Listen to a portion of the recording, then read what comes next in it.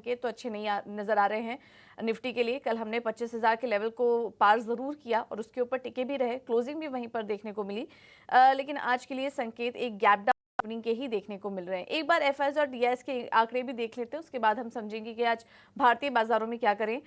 FII की तरफ से बात करें तो कैश मार्केट में 2000 करोड़ की खरीदारी हुई है उनकी तरफ से। डीआईएस की तरफ से बिकवाली हुई, लेकिन बहुत बड़ी बिकवाली का आंकड़ा नहीं है।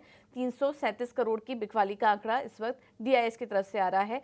इंडेक्स फ्यूचर की बात करेंगे तो 1390 करोड़ की खरीदारी और इंडेक्स ऑप्शन में 40,690 करोड़ की बिकवाली का आंकड़ा है एफआईआई की तरफ से।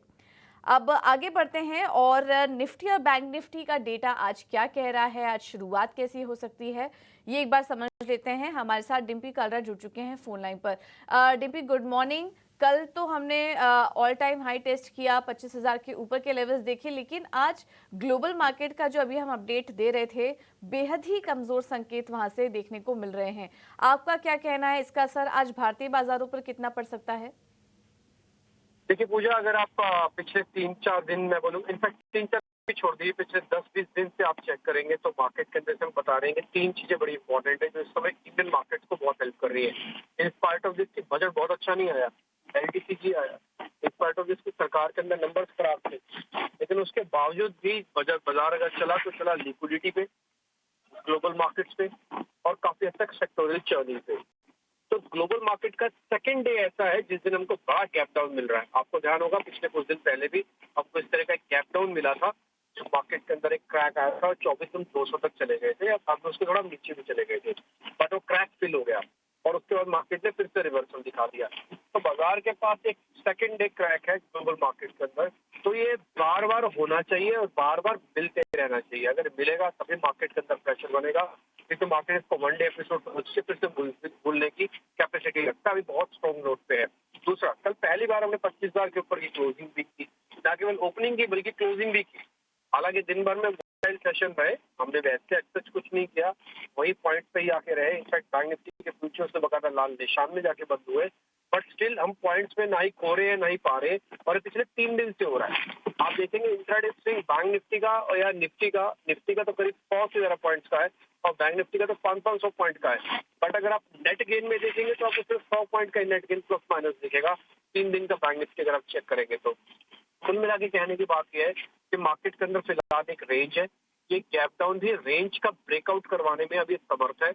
इसके पास बैक टू बैक हमको सेलिंग के नंबर चाहिए, क्योंकि इंस्टीट्यूशनल की सेलिंग नहीं आएगी। आपको बता दें कि लॉन्ग पोजीशन एफआईआई में कोई कमी नहीं आएगी।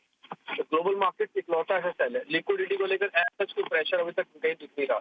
तो 3 में से एक फैक्टर आज कमजोर है, 2 फैक्टर अभी भी मार्केट के अंदर है।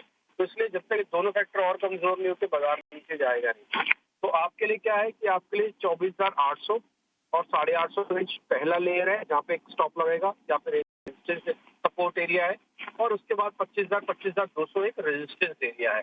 तो फिलहाल 400-500 पॉइंट के बीच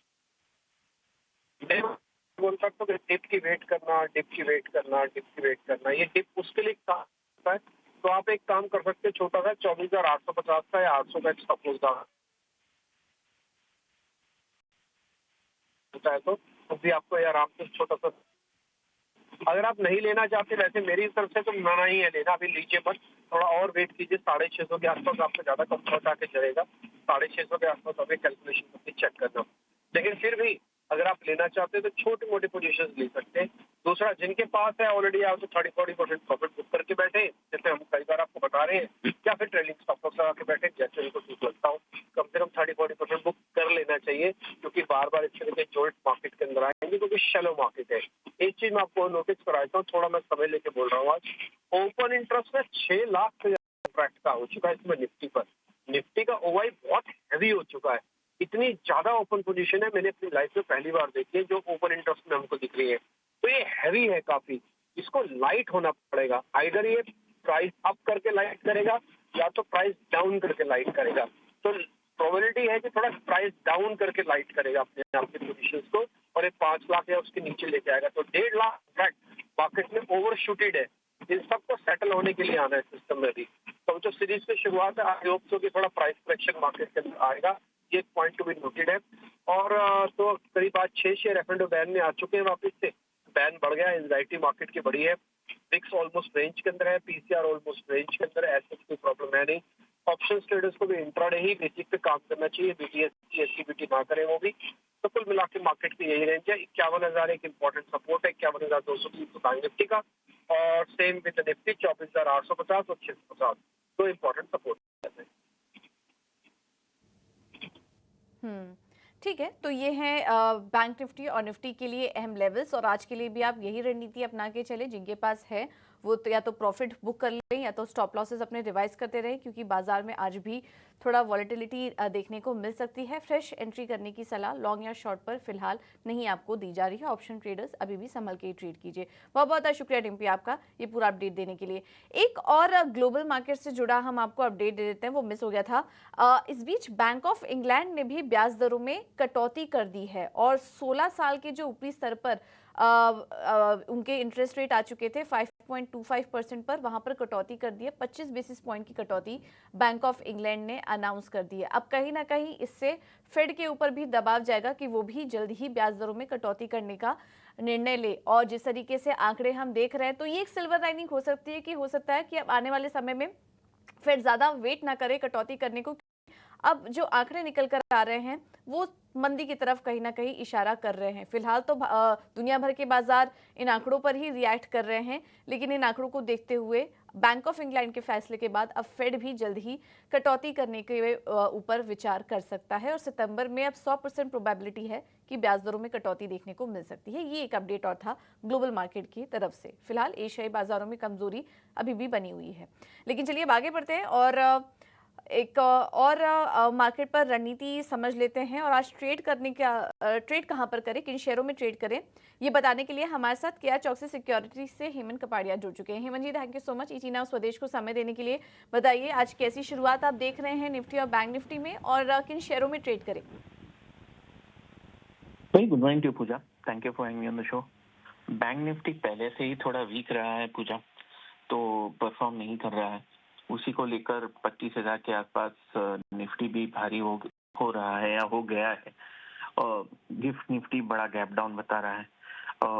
कॉल्स तो दे रहा हूँ पूजा, लेकिन आइडियली ट्रेड नहीं करना चाहिए, खास करके गैप डाउन को चेज नहीं करना है, तो थोड़े कॉशियस रहें। फिर भी पहला स्टॉक जिसपे रणनीति है वो है max financial services limited MFSL, जहाँ पे सेल कॉल रहेगा। वंस अगेन गैप डाउन है और बड़ा गैप डाउन है, तो ये रणनीति काम की नहीं है, अवॉइड करे ट्रेड को।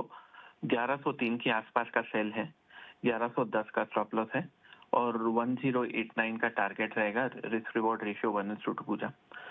दूसरा स्टॉक है जहाँ पे एक बाई कॉल रहेगा, वो है गोदरेज कंज्यूमर प्रोडक्ट्स, लेकिन ये कंडीशनल बाई कॉल है।